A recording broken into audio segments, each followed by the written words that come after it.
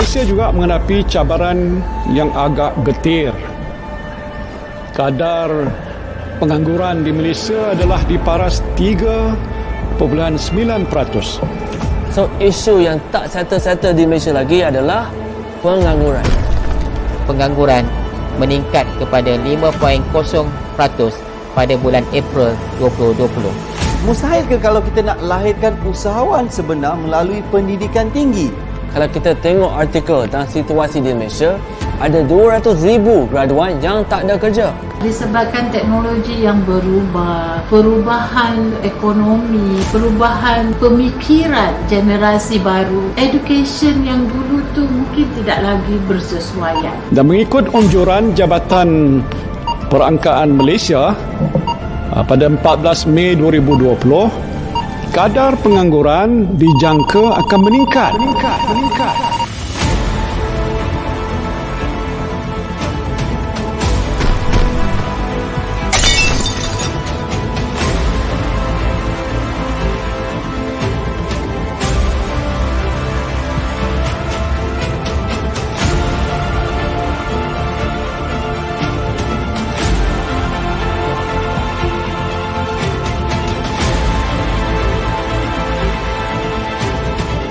Marriage, perkahwinan antara traditional learning and kemahiran.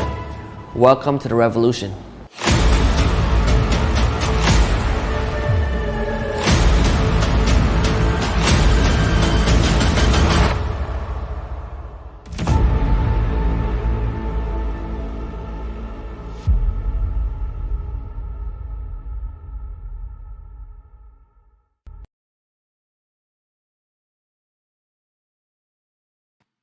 Good morning. Hi, Hamiza. Hi, Safwan. Tuesday, good day for today. Well, that's good. All right. Hi, Farah. Hi, Sufi. And I still need to learn how to pronounce your name. I need to Google translate your name in Arabic. Right. So today it's Tuesday. Yeah. And today's topic is even more interesting. It's a topic which is already it's been an overused topic. It's been taught by a lot of people, but I've yet to see anyone teaching it in the right format. Yeah, that's what it is. Nobody has actually taught it in the right format. I'm not saying that I'm better than anyone else, but it's about how do you receive information. Remember yesterday we talked about modeling, and tomorrow we're going to talk about strategy. But we need to know how we receive information first before we can really know as to how your brains are being wired.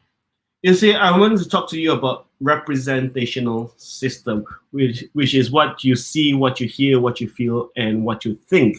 All right, so in more NLP terms is visual, auditory, kinesthetic, and auditory digital. So basically these topics per se, right?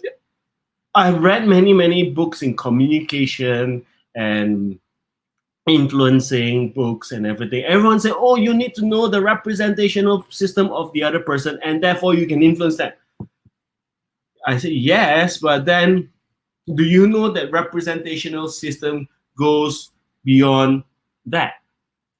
Can I ask you this question for those who are here with me, right?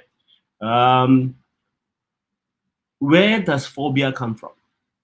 Or how is phobia created? You see, how many of us here, those watching live, ever get nervous or panicky before they go and see it, before they go for an interview, before they go on stage to talk, or maybe meeting their potential parents-in-law for the first time? Most of us will mostly, I have to see this person later. I have to see that person later on. And a lot of us basically get scared, get nervous. But Hamida said, yes, our mind plays the tricks. But do you know how your mind plays the tricks? So the idea is many people, their minds play tricks with them by amplifying the negativity and decreasing the positivity. How many times of us, I mean, that when we go for the exams, okay, let's say we're going to sit for an exam or to meet a client and a prospect, what runs through our mind? We sometimes have a picture of our client in our head, and this picture of this client becomes very garang, very aggressive, very dominant, very unfriendly. And you play that picture over and over again. All right. And until to a point where in which that, like Hamida said, you have a panic attack, because most of the time when your management calls you in, right? Hamida, can we see you? What happens to our mind is like, ayo, what did I do wrong? Ayo, did I say something wrong? So you start playing these pictures going round and round, and what you realize is that macam cerita seram, haunted movies. It will amplify so much until you can even hear sounds, and ultimately you have panic attack. So that's what it is. You see, we see the world using these senses: what you see, what you hear, what you feel, and what you think. Now, if you can master that, you will realize that if you're doing marketing, you know how to package your goods as well. If you are doing influencing, you need to know what words to use. Like for us, when we do hypnotherapy, all right, when we do hypnosis session, you will realize that we actually use all the modalities inside. And what we do is we help you paint pictures in your brains. And therefore, either you paint the picture in your brains or let you hear something and therefore amplify the positive emotion, and therefore we will be able to engage with you.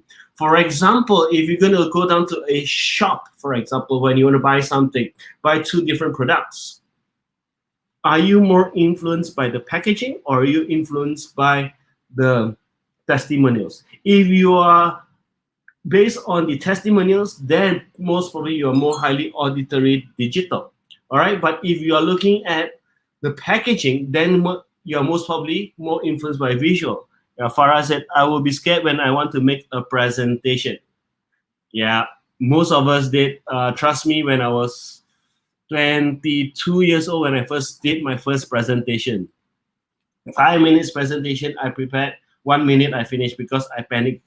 I become like jelly, right? So it's normal. We will go through that. And the reason why I was scared or I panicked is because that before I went on stage, I always keep on thinking, what will people say about me? What if I make a fool out of myself? What if I embarrass myself? And therefore, that's what it is. Hey, Fatin, good morning. Yeah, so basically, you need to know what drives you first. You need to know how you receive information best.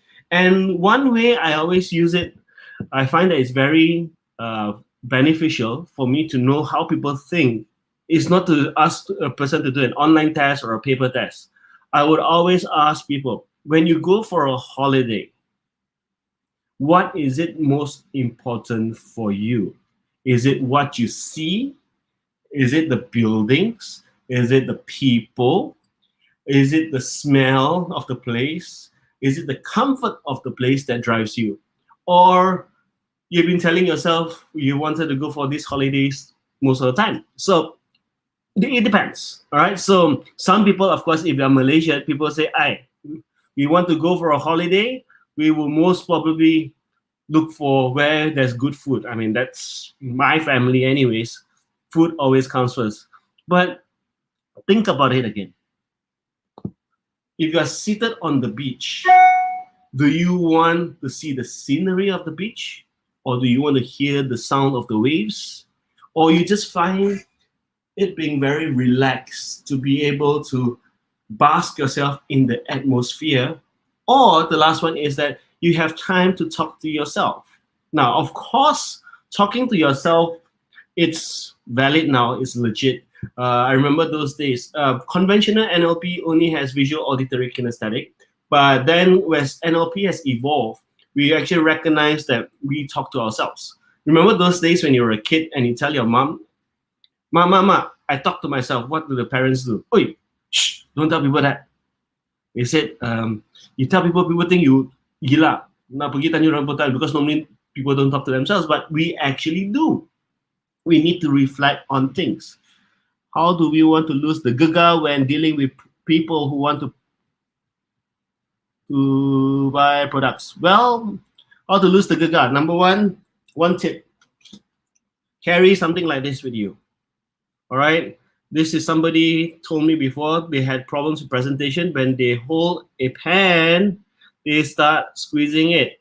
All right. They help to let go of it. But remember last week we talked about anchoring. Remember, imagine yourself being most relaxed, feel most relaxed, and to touch a point on your body. There's something called positive anchoring of relaxation. So next time, whenever you are feeling panicky, you can always press on the button. Hi, Danish. Right? I have a trick for I always imagine my audience as a teddy bear. Well, whatever works for you. All right. Someone said, I'll be scared when I want to ask for leave and I don't have anything wrong.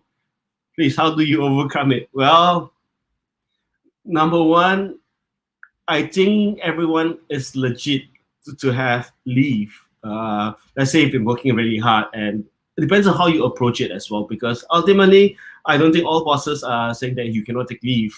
It's basically, what if you genuinely, honestly go up to your boss and say, hey, boss, I've been really working hard. I really need to take a day off to compose myself because I'm running really dry. I think people will actually honor that as well, right? So it's easier to approach people when we sell physical market, but I still have problem to approach people when we sell online. We could not see their body language. How do you want to approach them? Beautiful.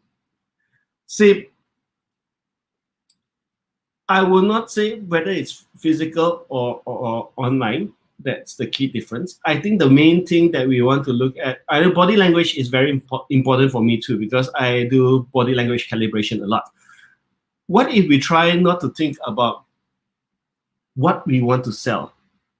If we position our products as to what people want to buy, then people will chase after you as opposed to you chase after them, getting them to buy your products. Right? So I'm not sure if I mentioned this before in my sessions, but it will come up eventually. It's like marketing a product. It's about being able to capture the audience to want you as a product or want your product. If you are trying to hard sell, going to approach people, then it's going to be difficult. Normally, I would say the key to marketing or key to sales is be the product or package your product in a way that people want it. And then ultimately the rest is much easier. All right. So now coming back to today's topic. So people are influenced in their own internal mind by what they see, what they hear, and how they feel it, or what they say to themselves. So basically, if you are the person that likes to look at the scenery when you're on a beach, you like to imagine things. So when you imagine things, you will be then able to feel the feeling. All right. If you're the type that want to hear the waves, that's when you like to hear what people say, and you play a lot of sounds in your mind. All right. Now, when you have these two pictures, two things, the picture and what you hear inside being amplified in your head, you would have an amplified feeling. All right. So that's how it is. So if you know how your brains work, then you know where phobia comes from. Along the way, I would actually share with you all how to then manage your phobias as well. All right. Doctor is right. If you're afraid near the face and body will be affected. Yeah. Something wrong there.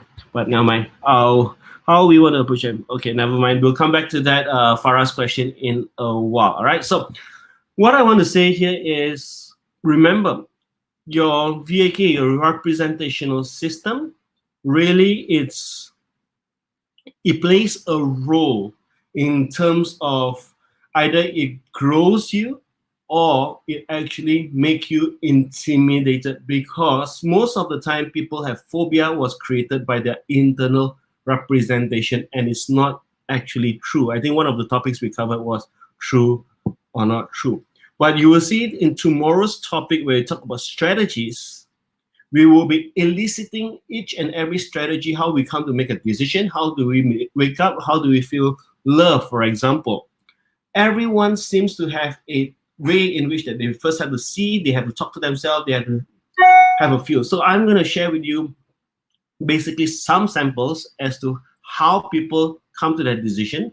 And next time, whenever you're talking to a person or you're trying to influence a person, if you can follow back the same strategy, you will realize that the person can make a decision almost immediately. All right, so hit on the comments if there's anything else. Oh, the other thing that I've never done was that if you do have any questions that you want to ask me, always feel free to drop it in a comment. I'll try to come back to look at it, or you can email me directly at adrian@essence.bhd. You should be able to find me, or you just type in Dr. Adrian Choong on Google. You should be able to find me as well, right? I just learned to do business when customer ask question, so don't buy me so hot.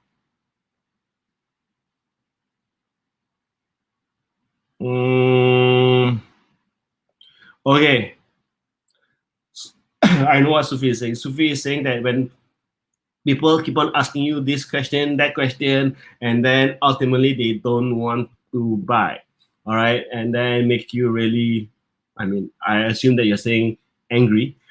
Well, I think that is when you feel that people are taking you on a wild goose chase.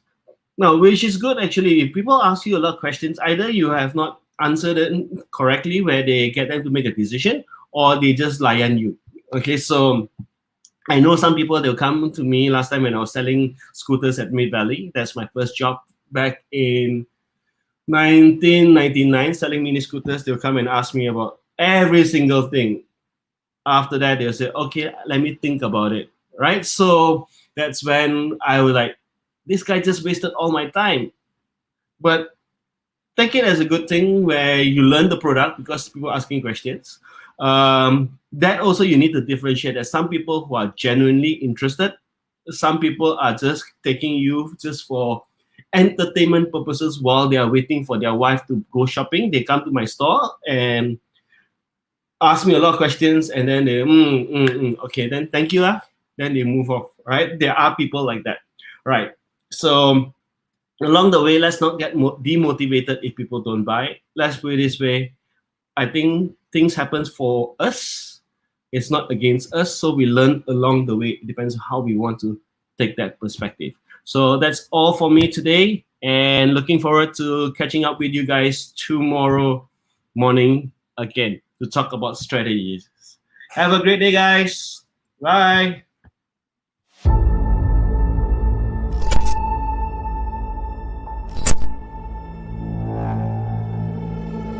Malaysia juga menghadapi cabaran yang agak getir.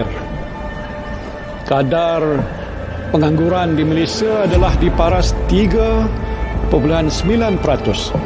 So, isu yang tak settle-settle di Malaysia lagi adalah pengangguran. Pengangguran meningkat kepada 5.0% pada bulan April 2020. Mustahil ke kalau kita nak lahirkan usahawan sebenar melalui pendidikan tinggi?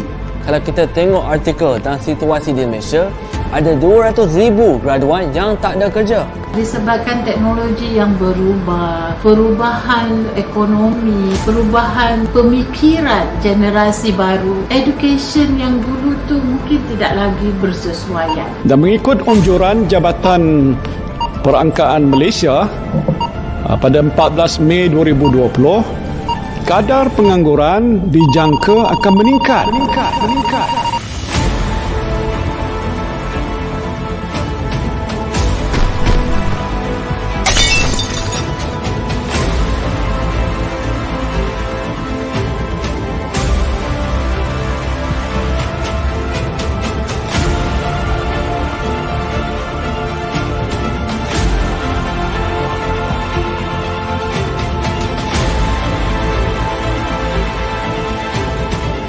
Marriage, perkahwinan antara traditional learning and kemahiran.